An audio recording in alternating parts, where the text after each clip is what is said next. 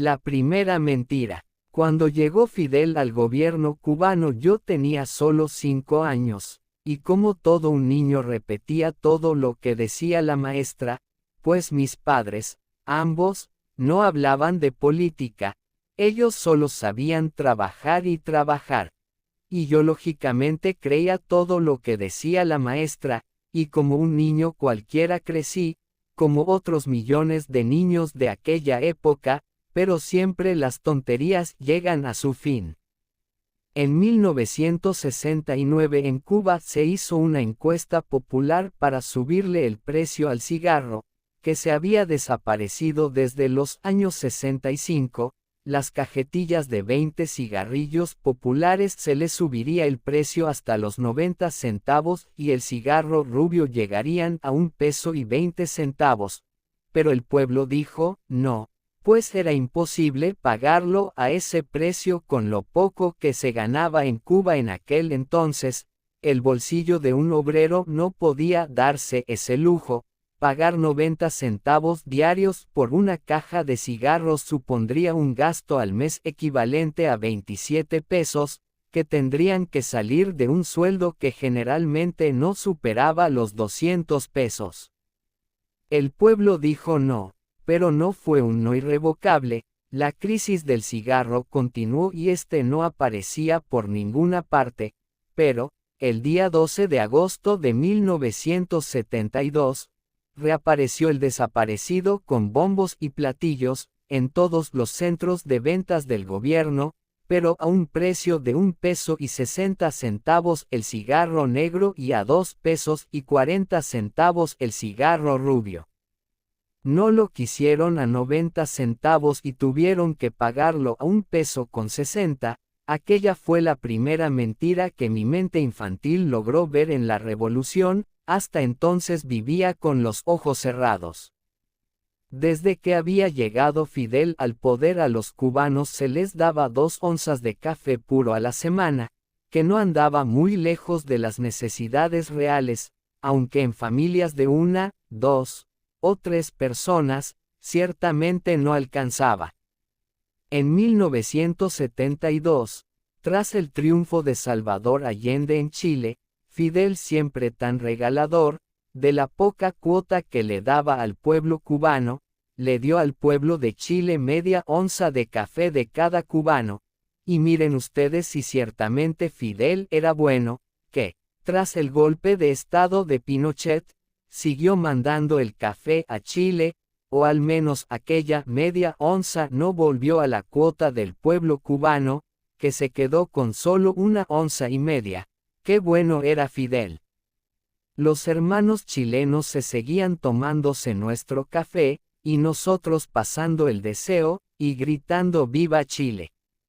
En 1977 después de una mala cosecha en Vietnam Fidel decidió ceder al pueblo vietnamita 1 libra de arroz, temporalmente, dándole a los cubanos 2 libras de harina de maíz al mes para compensar la dieta, pero al cabo 3 o 4 meses dejó de dar la harina, y ni arroz ni harina, y miren si Fidel era bueno que nunca más se le oyó hablar de aquel arroz. Yo creo que aún hoy se le está enviando aquel arroz a los vietnamitas porque nunca más se ha hablado de aquello. Yo no me opondría nunca al hecho de que brigadas de médicos cubanos vayan en auxilio de los pueblos que sufren desastres naturales o epidemias. En definitiva, todos somos humanos, y como humanos, somos hermanos, pero a veces las cosas se van más allá de una simple misión humanitaria y llegan a ser un rutinario regalo para los pueblos del mundo enviándoles nuestras medicinas de forma gratuita mientras en Cuba no hay el medicamento necesario para atender al pueblo. La lista de gratuidades de Fidel con los escasos alimentos del pueblo cubano, donde nunca se ha dado por la cuota, la cantidad necesaria para alimentar a un humano, ha sido generosamente muy larga, acá o allá,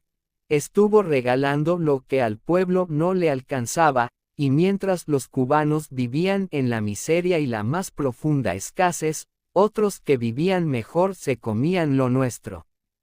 Regalar, regalar, y regalar, sin que nadie pudiera decir nada era lo más lógico que él podía hacer, porque el pueblo fue el que le inculcó el ego con que vivió hasta el último de sus días porque siempre se creyó eso que él era el mejor de todos los hombres del mundo. Esa ideología propia de envidiosos es algo que no tiene remedio. Desde que el mundo es mundo el hombre como humano ha vivido de la envidia, la codicia y el egoísmo.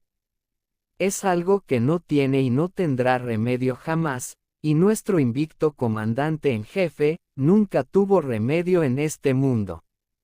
Si es cierto lo que dicen, que las personas pueden volver al pasado, yo quisiera volver a vivir mi vida en el mismo lugar y tiempo que he vivido esta vida, para analizar más a fondo a este egoísta, que desde que llegó a la jefatura del gobierno cubano, el pueblo lo convirtió en el estúpido que siempre fue, para ahora estar pagando las consecuencias.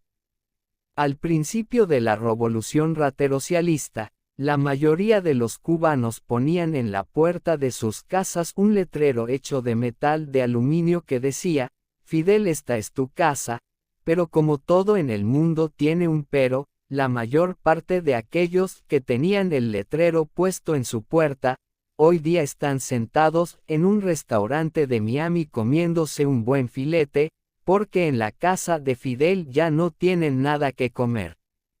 Si te gustó el video, suscríbete, dale like y comparte con tus familiares y amigos, y activa la campanita de notificaciones, para que cada vez que suba un video, seas de los primeros en recibirlo, y así puedas saber cómo va la Cuba, el cubo o qué sé yo lo que es aquello.